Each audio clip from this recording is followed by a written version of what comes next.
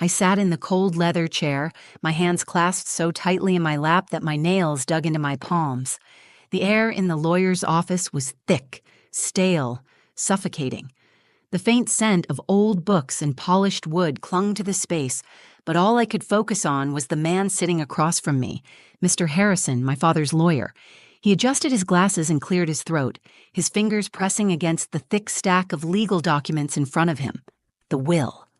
My father's final words. Beside me, my older brother Jake sprawled lazily in his chair, stretching his arms behind his head like this was some casual meeting.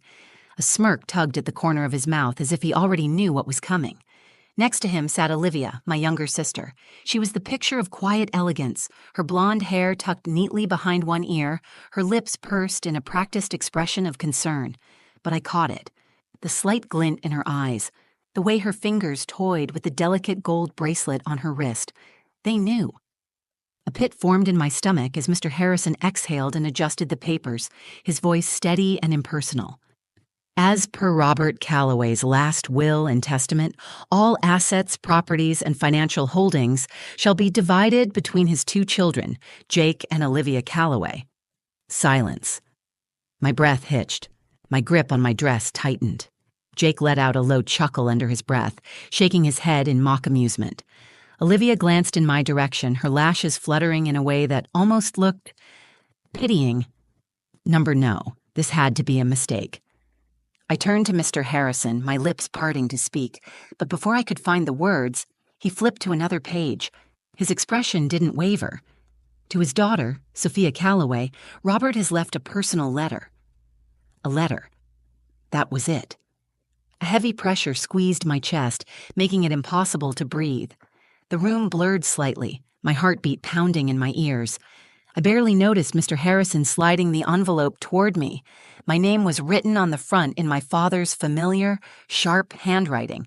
With trembling fingers, I pulled the flap open and unfolded the letter. Sophia, you never amounted to much. I always hoped you would prove me wrong, but in the end, I had to do what was best for the family. This is the way it should be. My stomach twisted violently, the words carved into me like a blade, each sentence cutting deeper than the last. Never amounted to much. Even in death, he couldn't find it in himself to love me, to see me. A lump burned in my throat, but I forced it down. I wouldn't cry, not here, not in front of them. Jake let out another chuckle, louder this time. Damn, he actually wrote that? He turned to Olivia, shaking his head in disbelief. That's cold. I swallowed the bitter taste in my mouth. Olivia exhaled, tilting her head slightly. Sophia, I know this is hard for you, but Dad just did what he thought was best for the family. Best for who? I could barely hear them anymore. The weight of the letter sat heavy in my lap, its words seared into my mind. I had spent my entire life trying to earn his approval, trying to be enough. And in the end, all I got was a letter. Slowly, methodically, I folded the paper, smoothing down its creases with careful precision. Then I placed it back inside the envelope as if it were nothing more than a meaningless piece of paper. And I stood. The chair scraped against the floor, the sound slicing through the silence. Jake raised an eyebrow. You're not going to say anything? I met his gaze, my voice steady despite the storm raging inside me. No. And then I turned and walked out. No goodbyes, no questions, just silence. I felt their eyes burning into my back, heard the quiet scoff from Jake, the forced exhale from Olivia. They thought I was walking away in defeat. They thought they had won. But what they didn't know was that 3 months from now, I would be back. And this time, they would be the ones left with nothing. The moment I stepped out of the lawyer's office, the cold autumn air slapped against my face. My lungs tightened as if I had just been sucker punched. I needed to breathe. I needed to think. But the weight of my father's words clung to me like a phantom, refusing to let go. I never amounted to much. The words replayed in my head, each repetition cutting deeper, like shards of glass lodged in my chest. My fingers curled into fists at my sides as I forced myself to keep walking, each step feeling heavier than the last. I barely heard my heels clicking against the pavement or the distant hum of traffic. Everything felt muted, as if I were underwater. Then, behind me, a voice. Sophia. I stiffened. I didn't have to turn around to know it was Olivia. Her footsteps were soft, hesitant. The kind of footsteps you take when you know you've done something wrong, don't really regret it. I exhaled sharply and forced myself to keep walking. "Come on, don't be like this," she called after me. "Let's just talk." Talk? Now? After she sat there, watching me be erased from my own family's legacy without so much as a word? I should have ignored her, should have kept walking until she gave up and let me go. But something inside me snapped. I stopped in my tracks and turned slowly. Olivia stood there, arms crossed over her chest, a look of forced sympathy on her face. Her perfect blonde hair was still in place, her designer coat buttoned neatly. She looked like she had just walked out of a high-end boutique, not a room where she helped bury her sister's dignity. I swallowed down the bitterness rising in my throat. "Talk about what, Olivia?" My voice was even, but my hands trembled at my sides. "How you and Jake walked away with everything. How Dad made sure I'd never have a place in this family." Her lips pressed into a thin line. "It's not like that, Sophia. You know Dad always had expectations. And you," she hesitated, choosing her words carefully, "you never really fit into that." Fit into what? The perfect little mold he built for Jake? The obedient, polished image he crafted for Olivia? I let out a dry, humorless laugh. Right. I never fit in. I wasn't good enough. I wasn't the golden child. I wasn't... My voice caught in my throat, my nails digging into my palms. Olivia sighed, glancing away for a brief second, and in that moment, I saw it. The flicker of something. Guilt? Regret? Maybe even shame? But it was gone as quickly as it came. "Sophia, listen," she said, shifting her weight. "You have to let this go. Fighting it won't change anything. Dad made his choice." I stared at her, searching her face for even the slightest sign that she understood what she had just said. Dad made his choice, and she was fine with it. My hands curled into fists at my sides, my nails biting into my skin. A burning sensation crept up my throat, but I refused to let the tears come. I took a deep breath, squared my shoulders, and looked her in the eye. "You know what, Olivia? You're right. Dad made his choice, and so did you." Her brows furrowed. "Sophia?" I shook my head. "Number, I get it now. I was never one of you, and I never will be." The finality in my own words surprised me, but the more I said it, the more it felt true. I turned away before she could say anything else. I didn't need to hear her justifications. I didn't need her pity. I just needed to get away. As I walked, my mind raced. The pain, the betrayal, the anger, it all swirled together in my chest, suffocating me. But then, buried beneath it all, something else sparked to life. A memory, a conversation I'd almost forgotten. My mother, sitting across from me at the kitchen table late one night, her fingers tracing the rim of her coffee cup. "Your father, he does things his way, Sophia. But one day, you might realize that not everything is as it seems." I had brushed it off at the time, thinking it was just another one of her cryptic warnings. But now, those words clawed their way back into my mind. Not everything is as it seems. I swallowed hard, my heart pounding. I needed answers. And suddenly, for the first time since I walked out of that office, I realized something. This wasn't over. Not even close. I sat at my small kitchen table, my fingers curled around a steaming cup of coffee, though I barely felt the warmth against my palms. The apartment was silent except for the occasional creak of the floorboards and the faint hum of traffic outside my window. 3 days had passed since the will reading, 3 days of sitting with the weight of my father's betrayal pressing against my chest like a stone. Jake and Olivia had everything now, the house, the accounts, the investments. They had walked away with smirks on their faces, secure in their victory. And me? I had a letter that might as well have been a final slap in the face. I wanted to move on, to let it go, but I couldn't. Not after what my mother had once told me. Your father, he does things his way, Sophia.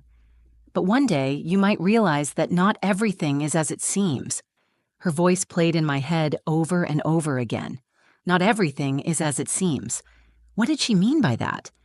I set my coffee down, my fingers shaking slightly as I pulled out my laptop. If there was even the slightest chance that my father had hidden something, I needed to know. I started with the property records. Jake and Olivia had inherited the estate, but my father had owned multiple properties over the years. I clicked through page after page, my heartbeat accelerating. There had to be something. Then, there it was. A document buried in the county records. A property deed transfer. My breath caught in my throat. I clicked on it, my eyes scanning the document as my pulse pounded in my ears. The date. It was 6 months before my father's death. And the recipient? Me. I read it again, my fingers tightening around the mouse. Number, that couldn't be right. But it was. A legally binding transfer. A signature. A notarized confirmation that my father had, in fact, transferred ownership of his primary home to me. I covered my mouth with my hand, my stomach twisting into knots. Why? Why would he leave everything to Jake and Olivia in the will, but transfer the house to me in secret? I scrolled down, my eyes scanning every word, every signature. It was real. A sharp knock at my door made me jump. My pulse was still racing as I stood up, my legs unsteady beneath me.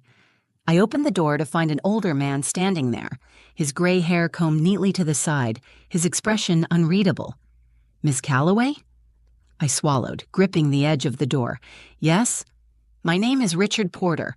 I was your father's financial advisor. My breath caught. My father's financial advisor? Why was he here now? He glanced around as if checking to see if anyone was watching, then cleared his throat. I think you might want to sit down. There's something you need to know. I hesitated, my heart hammering against my ribs. Then, wordlessly, I stepped aside, letting him in. As I closed the door behind him, a cold shiver ran down my spine. Something told me that whatever he was about to say would change everything. Richard Porter sat across from me at my tiny kitchen table, his hands folded neatly in front of him. His face was unreadable, but there was something in his eyes. Hesitation. Maybe even regret. I could feel the tension thickening the air between us. I swallowed hard. You said I needed to know something, I said, trying to keep my voice steady. What is it? He exhaled slowly, rubbing a hand over his forehead as if debating how to begin. Your father? He wasn't always an easy man to work for. That was an understatement. My father was ruthless, cold, calculating, a man who believed that power belonged to those who deserved it. And in his eyes, I had never been one of them. Richard continued, his gaze fixed on the table. But there were things he didn't share with many people. Things he regretted. A chill crawled up my spine. What are you talking about? He hesitated before reaching into his briefcase and pulling out a folder.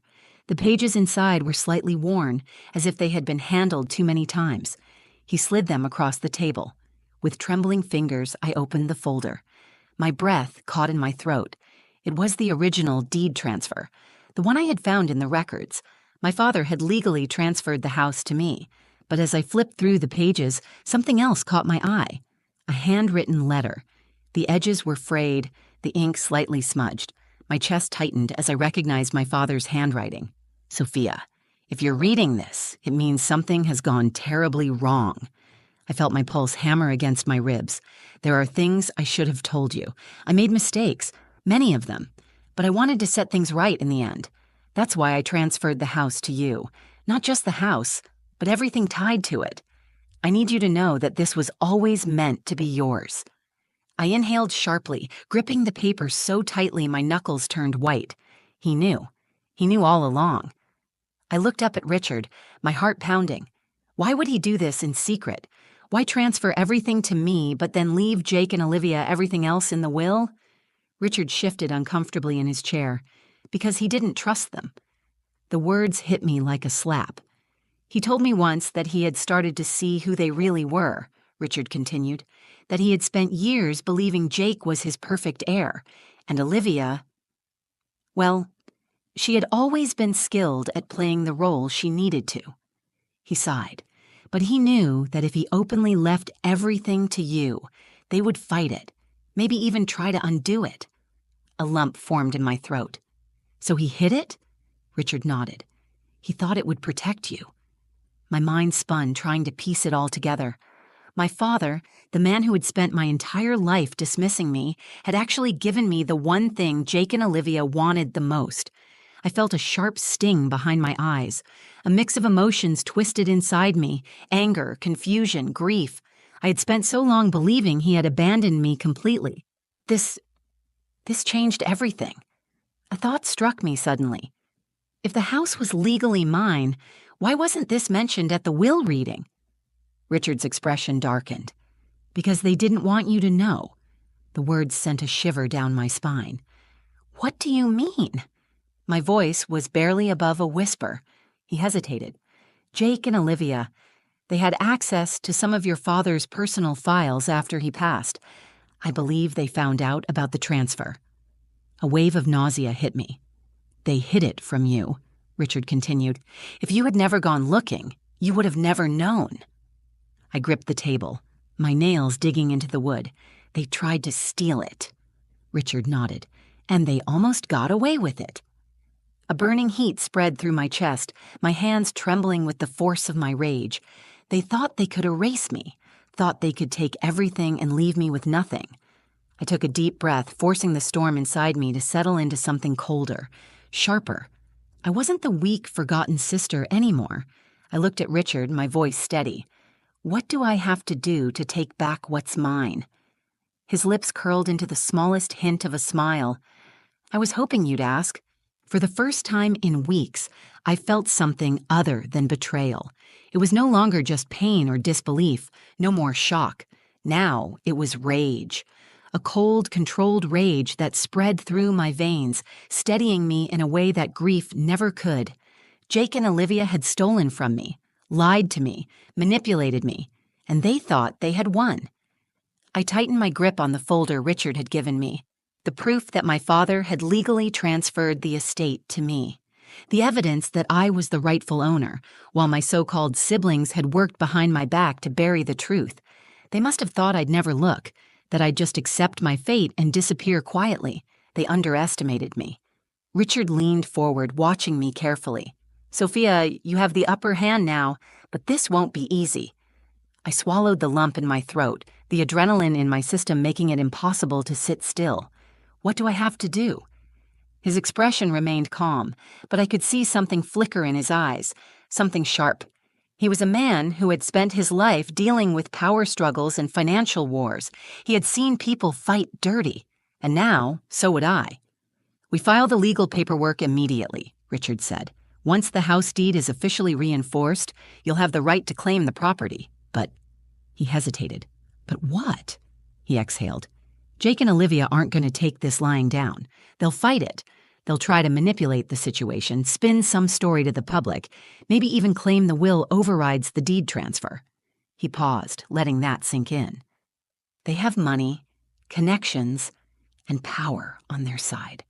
Are you ready for what comes next? My hands trembled, but I curled them into fists to stop it. They had always used their power against me, but this time, I wasn't the forgotten little sister in the shadows. This time, I was coming for what was mine.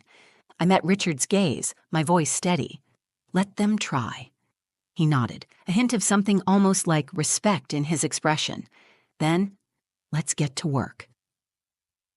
2 days later, I stood outside the gates of my father's estate, my pulse thrumming beneath my skin. The towering wrought iron fence loomed before me, a symbol of everything that had been stolen. The house beyond it was massive, pristine, untouched by the chaos of the past few weeks. Jake and Olivia had made themselves comfortable, acting as if they had already won. They had no idea their world was about to come crashing down. I straightened my shoulders, gripping the legal documents in my hand. This wasn't just a visit, this was an eviction notice. Taking a deep breath, I stepped forward and rang the intercom. A sharp buzz followed, then Olivia's familiar voice crackled through the speaker. Who is it? I smiled, a slow, calculated smile that she couldn't see. It's Sophia. A pause. I could hear the faint sound of movement on the other end, followed by a slight exhale. She hadn't expected me to come back. What do you want? I took my time answering, savoring the moment. I'd prefer to say it in person, I said smoothly. Open the gate. Another pause, then the click of the lock releasing. I stepped inside, the sound of my boots echoing against the stone pathway as I made my way toward the front doors. Every step felt heavier, filled with the weight of every injustice I had suffered at their hands. Jake was standing in the doorway when I arrived. His arms were crossed, his expression cocky, as if he already had some witty remark loaded and ready. "Well, well," he drawled, leaning against the frame. "Back to admire what you lost?" I didn't answer.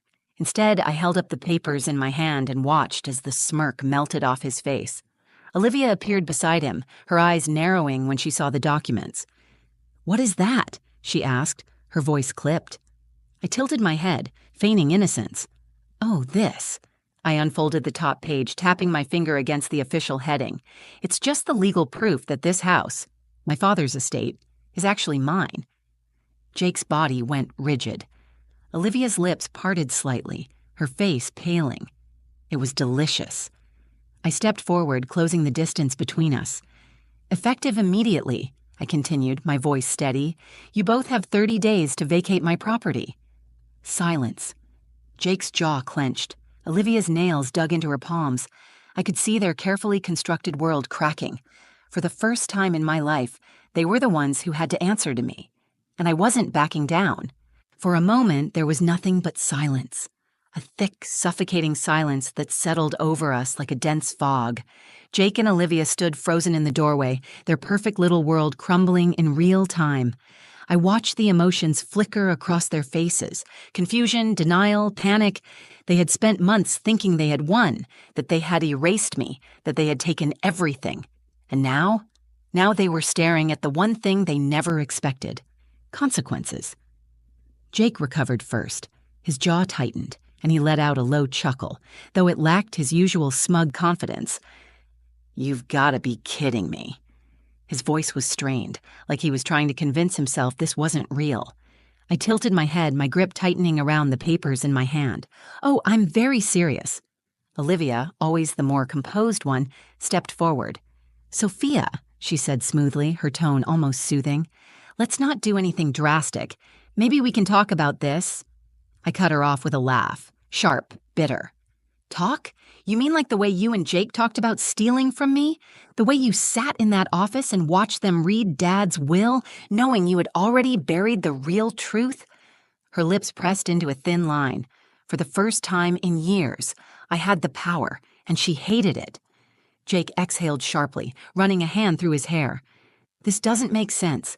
Dad left us everything. The will was clear. The will was clear, but so was this." I held up the documents, watching his eyes flicker over them. "Dad transferred ownership of this estate to me before he died. It's legally binding, and you both know it." Their reactions were like a drug. Jake shifting uncomfortably, Olivia's fingers curling into fists at her sides. I could see the panic creeping in, the idea that they wouldn't get away with it, that I wasn't the weak little sister they had always looked down on, that I had beaten them. Olivia recovered first, inhaling deeply before flashing me her carefully curated smile. "Sophia, I get it, you're upset, but throwing us out? That's not you." I stared at her, feeling a slow, simmering burn in my chest. She still thought she could manipulate me. "You're right," I said. "I wasn't the type of person to fight back before, but you both made me this way." Jake stepped forward, his voice darkening. "You really think you can kick us out?" I smiled, but there was no warmth behind it. "I don't think, I know. You have 30 days to pack your things and leave. And trust me, I'll make sure the courts enforce it." His face darkened, and for a split second I saw something new in his expression. Not arrogance, not amusement, fear. A small, satisfied thrill ran through me. I had spent years feeling small, years feeling insignificant. They had expected me to crumble, to fade into the background like I always had. Not this time. Olivia exhaled sharply, her eyes darting to Jake. "This isn't over," she muttered. I shrugged. "Oh, but it is. You just don't know it yet." I turned on my heel, the cold wind hitting my face as I walked away from the house that had once been a prison to me. But now it was mine, and they were the ones being locked out. As I walked away, leaving Jake and Olivia standing there in stunned silence, a thought crossed my mind. Was this justice or just revenge? Maybe both. I had fought for what was rightfully mine. I had taken back what they tried to steal. But a part of me couldn't help but wonder, would they really leave without a fight? Or was this just the beginning of an even bigger battle? What do you think? Would you have done the same in my place? Or would you have walked away and let karma do the work? Let me know in the comments below, and remember, sometimes the best revenge is proving them wrong.